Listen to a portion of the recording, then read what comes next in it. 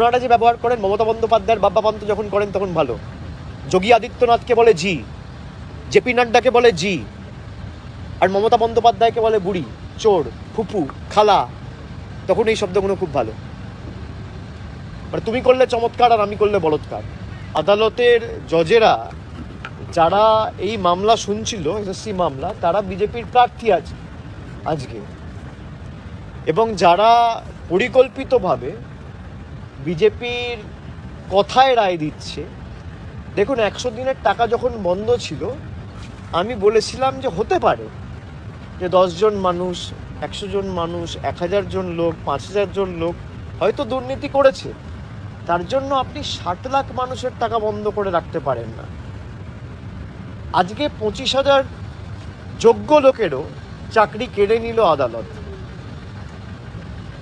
তার মানে আদালতের তর্কেই যদি আমি ধরি, একজন বিচারপতি থাকাকালীন বলেছে BJP approach me and I approach BJP, মানে বিজেপির সাথে তিনি যোগাযোগে ছিলেন।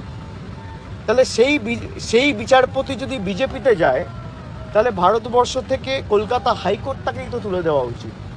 আদালতের তর্ক হিসেবে, যুক্তি হিসেবে যদি আমি দেখি, আপনি বলছেন 1000 জন, 1500 জন বাড়তি প্যানেলের বাইরে থেকে চাকরি পেয়েছে, তাই পুরো প্যানেল বাতিল। তাহলে একজন বিচারপতি বিজেপিতে জয়েন করেছে, তার মানে তো সব বিচারপতি বিজেপি হয়ে গেল। আমি তো তা বলছি না, তো আপনার যুক্তি যদি ধরে নিই, তার মানে তো তাই হচ্ছে। বিচারপতি বলেছেন যে সবার চাকরি বাতিল করে দেওয়া হবে, এবং তার দুদিন আগে বিজেপির নেতা শুভেন্দু অধিকারী তিনি বলছেন আমি সপ্তাহের শুরুতেই বোম ফাটাবো। একটা সপ্তাহ শুরু হয় কবে? সোমবার।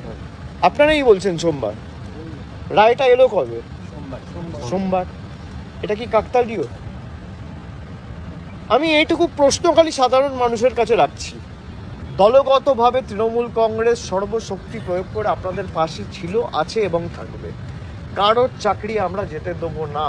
বিশেষ করে মেধাযুক্ত যাদের চাকরির প্রয়োজন, যারা কষ্ট করে মেধার ভিত্তিতে চাকরি পেয়েছে, আজকে প্রতিশোধ নেওয়ার জন্য এই যে হাইকোর্টের অর্ডার, তার রন্ধে রন্ধে বিজেপি স্ট্যাম্প রয়েছে।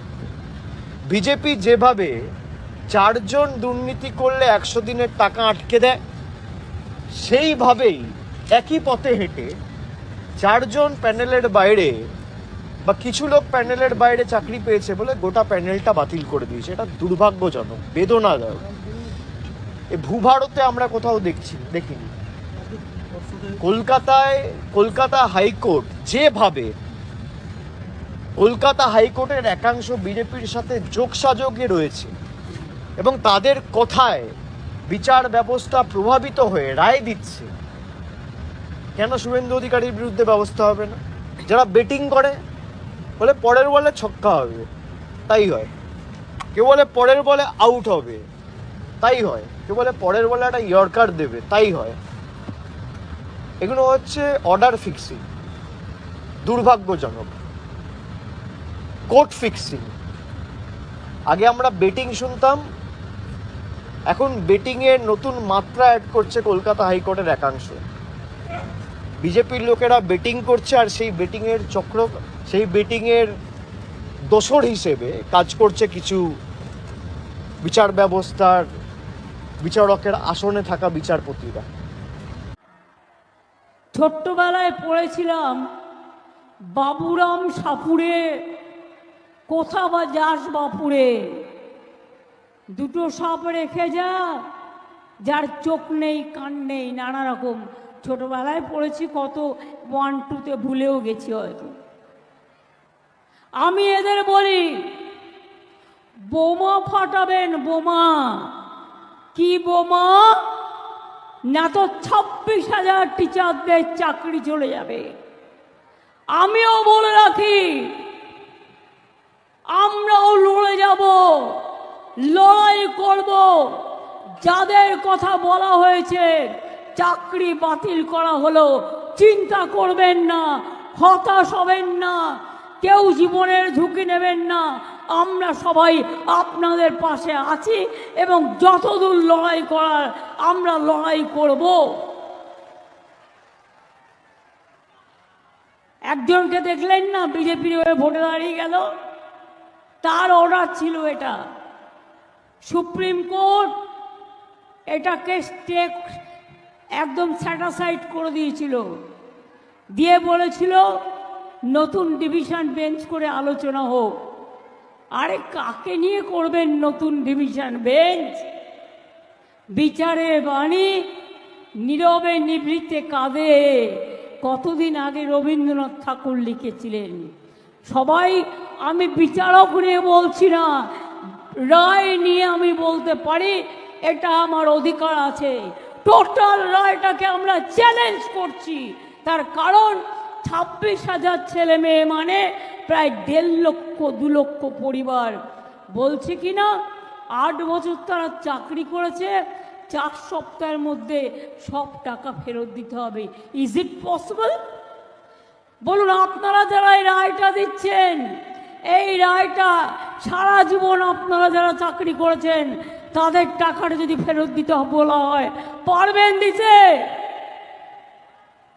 সবটাই তো সরকারি টাকায় চলেন, সরকারি গাড়িতে চলেন, সরকারি সিকিউরিটিতে চলেন। মানুষ আপনাদের সম্মান করে, আমরাও আপনাদের সম্মান করি।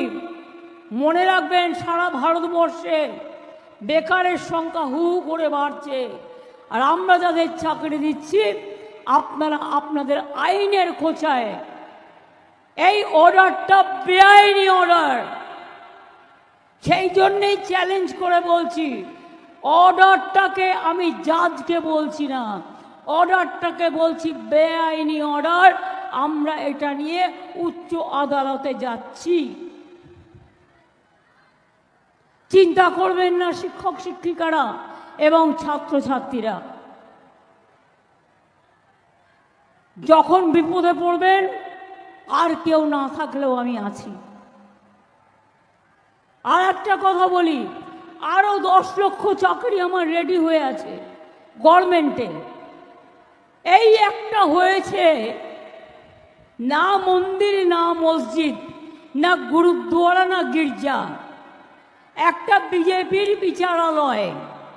বিজেপি যেটাকে বসে বিচার করে, রাজনৈতিক বিচার, এবং সেখানে বসে বসে অন্য লোকে পিল করলে দেবে তাকে কিল, আর বিজেপি পিল করলে ব্যাস, বিজেপি পিল করলে বেল, অন্য কেউ পিল করলে জেল। এই তো হয়ে গেছে এখানকার এই অবস্থা। আজ নয়, দীর্ঘদিন ধরে চলছে।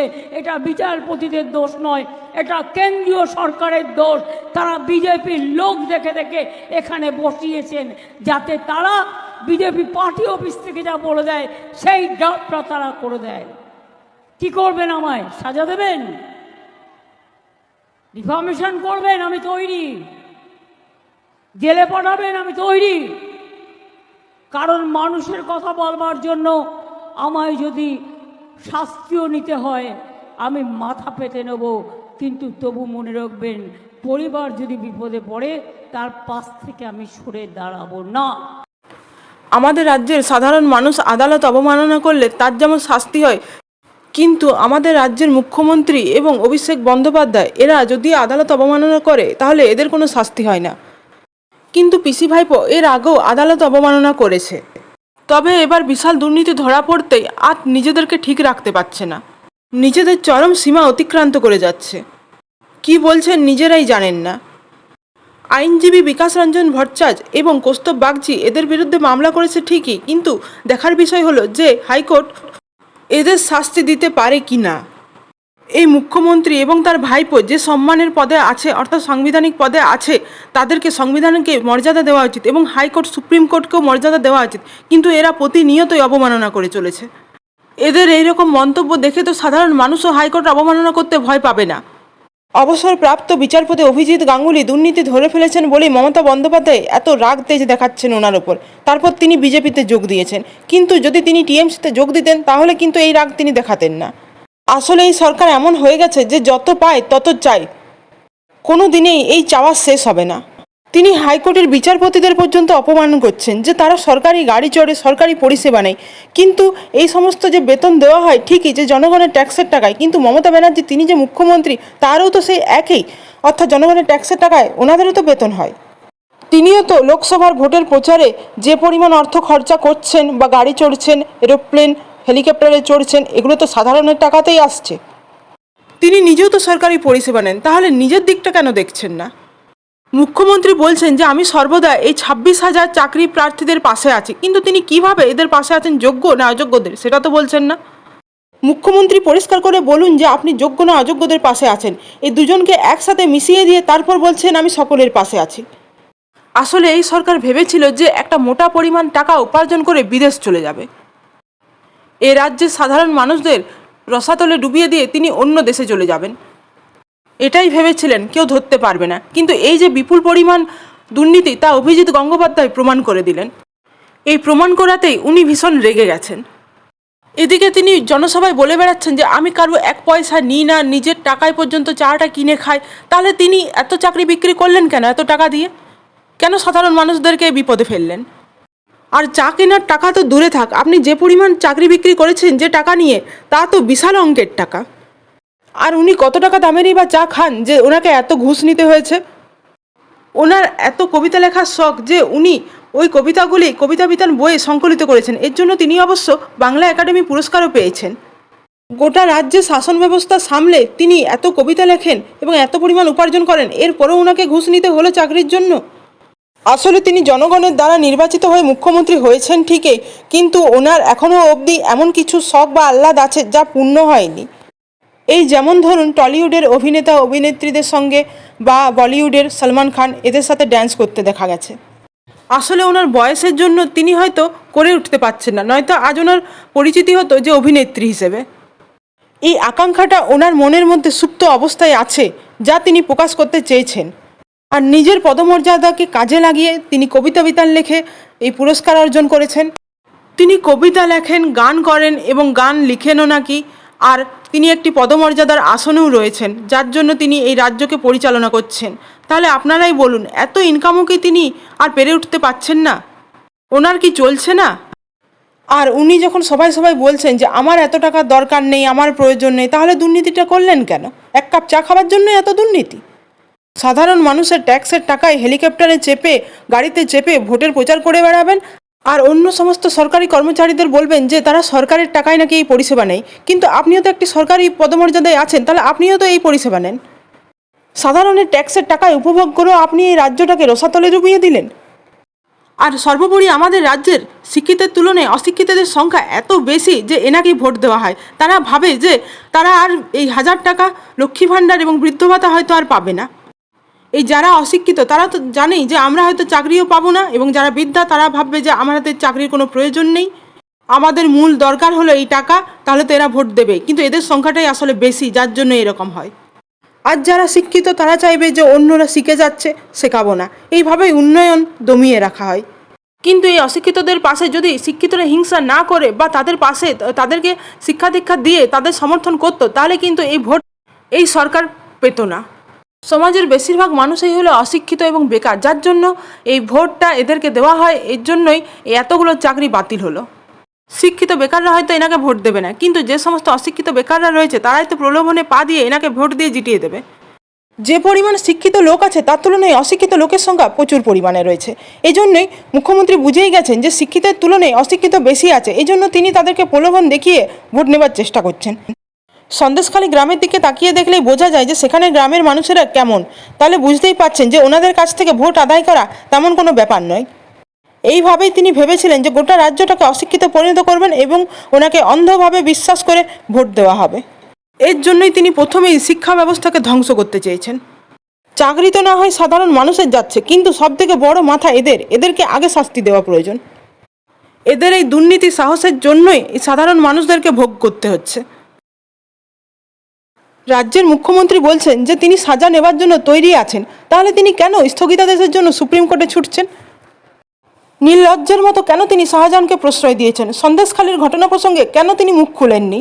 এমনকি এসএসসি যোগ্য অযোগ্য প্রার্থীদের মিশিয়ে দিয়ে এরপরেও তিনি বলছেন দুর্নীতি হয়নি। যেখানে হাইকোর্ট প্রমাণ করে দিচ্ছে সেখানে তিনি আর কেমন করে প্রমাণ চান? সমস্ত কিছু নষ্ট করে দিয়ে তারপর তিনি আবার সবাই গিয়ে গলা ফাটাচ্ছেন। লজ্জা তো নেই একদম। আমরা 3 বার নির্বাচনে জয়ী করে নবান্নের ওই মুখ্যমন্ত্রীর সিটটা ওনাকে পাইয়ে দিয়েছি। ছি, ভাবলেও অবাক লাগে নিজেদেরকে। এ কোন রাজ্যে আমরা বসবাস করছি যেখানে সংবিধানের প্রধান যিনি রয়েছেন তিনিই কিনা সংবিধান অর্থাৎ হাইকোর্টকেই মানেন না, কোনো সংবিধান মানেন না তিনি। এই মন্ত্রীর কাছে সব থেকে বড় কথা 26,000-এর জন্য চাকরি বাতিল নয়, এনার কাছে সব থেকে বড় বিষয় হলো যে ভোটের সময় ওনার মন্ত্রীরা যাতে জেলে না যায় তিনি সেই বিষয়টি বড় করে দেখেছেন। তিনি আসলে নিজের দিকটাই দেখছেন যে তার মন্ত্রীরা যেন জেলে না যায়, অন্য কারো কী হচ্ছে বা সাধারণ মানুষের কী হচ্ছে ওনার কিছু যায় আসে না। শুধুমাত্র ভোট নেবার জন্য উনি ওনাদের কথা বলছেন যে চাকরি চলে গেছে তাদের পাশে আছি, কিন্তু যখন ভোট হয়ে যাবে বা তিনি যদি জেতেনও এরপরে কিন্তু তিনি সাধারণ মানুষের পাশে থাকবেন না। এই 25,000+ চাকরি বাতিল মামলায় ওনার বিন্দু মাত্র ভ্রুক্ষেপ নেই। তিনি শুধু ভোট প্রচারের জন্য কিংবা ভোটের বাজার গরম করার জন্যই তিনি তাদের হয়ে কথা বলছেন। তিনি যদি সৎভাবে তাদের পাশে থাকতেন তাহলে তিনি কখনোই এমন দুর্নীতি করতেন না। রাজ্য সরকার হাইকোর্টে সুপ্রিম কোর্টে ধাক্কা খাচ্ছে তবু গলাবাজি করতে ছাড়ছে না, এমন মহিলা ইনি যে পরিমাণ দুর্নীতি করেছেন ইনি আর এক মুহূর্ত এই মুখ্যমন্ত্রী পদে থাকার যোগ্য নন।